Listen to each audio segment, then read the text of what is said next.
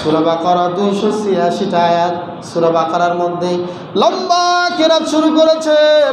মুআজ বিন জাবালকে বিশ্বনবী ডাক দিলেন। সাহাবীরা গিয়ে অভিযোগ জানালো, ইয়া রাসূলুল্লাহ, ইয়া হাবিবাল্লাহ, আপনার সাহাবী মুআজ বিন জাবাল তো সূরা বাকারা শুরু করেছে মাগরিবের সালাতে।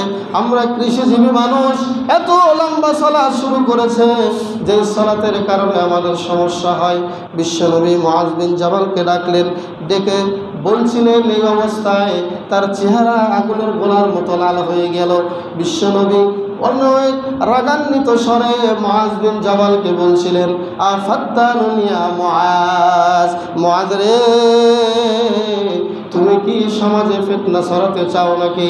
খবরদার, খবরদার, যখনই তুমি সালাতে দাঁড়াইবা, সালাতে দাঁড়ানোর সময় সাব্বিহ ইসমা রাব্বিকাল আ'লা ওয়াদ-দুহা ওয়াল-লাইলি ইযা ইয়াগশা, হে মুআজ, এই ছোট্ট ছোট্ট সূরাগুলো দিয়ে তুমি সালাত আদায় করবা।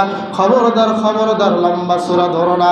যখন তুমি ইমামতিতে দাঁড়াইবা তখন যতদূর সম্ভব কিরাত সংক্ষেপ করবা, তবে রুকু সিজদাও তো সংক্ষেপ করা যাবে না। রুকু সিজদার সঠিক হক আদায় করবা, কিন্তু অবশ্যই কিরাত লম্বা করা চলবে না। কিন্তু যখন একা একা সালাত আদায় করবা, হে মুআজ, তোমার যতক্ষণ ইচ্ছা তুমি লম্বা কিয়াম করতে পারবে। সুবহানাল্লাহ। তাহলে চিন্তা করেছেন